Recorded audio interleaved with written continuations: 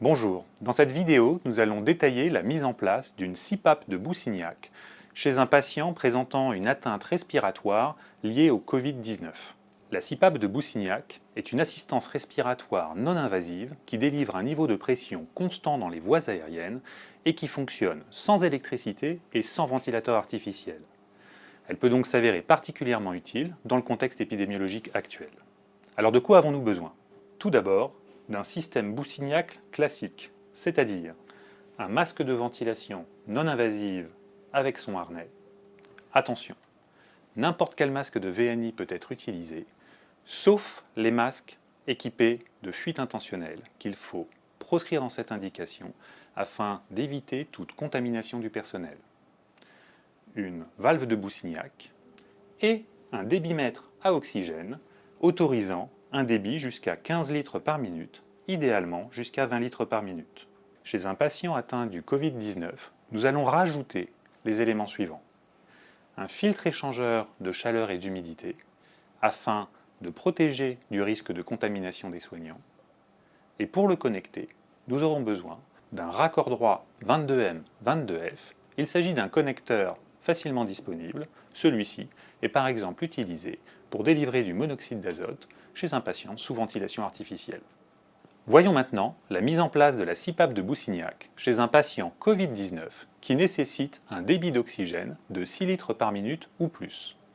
En dehors de la chambre, il faut préparer et assembler le matériel. Il faut dans un premier temps connecter le filtre échangeur de chaleur et d'humidité, puis le connecteur droit, puis la valve de Boussignac. Si la chambre n'est pas équipée de pression négative ou de système de filtrage portatif, nous ouvrons la fenêtre pendant le soin.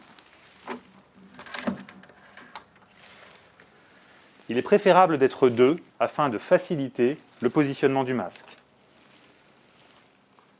Ensuite, il faut bien respecter l'ordre dans lequel le système doit être mis en place. On met en place le harnais du masque de VNI alors que le patient a toujours son masque à oxygène. On coupe l'oxygène, on retire le masque à oxygène, puis rapidement, mais avec soin, on installe le masque de VNI sur le visage du patient. On connecte le système à l'oxygène, puis en s'écartant, on allume l'oxygène jusqu'à un débit de 15 à 20 litres par minute. Voilà, le système est en place. Il peut rester ainsi 6 à 12 heures sans problème, voire en continu. Une fois le soin terminé, nous fermons la fenêtre.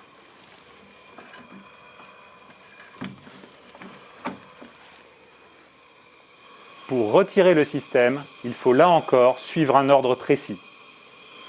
On coupe l'oxygène, on déconnecte l'oxygène, on retire le masque de VNI que l'on dépose dans un premier temps sur le lit, on installe le masque à oxygène, on connecte l'oxygène, puis on allume l'oxygène.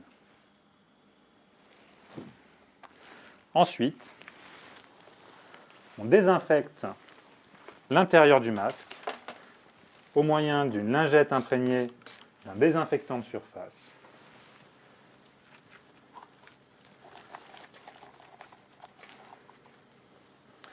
Puis on le laisse dans la chambre.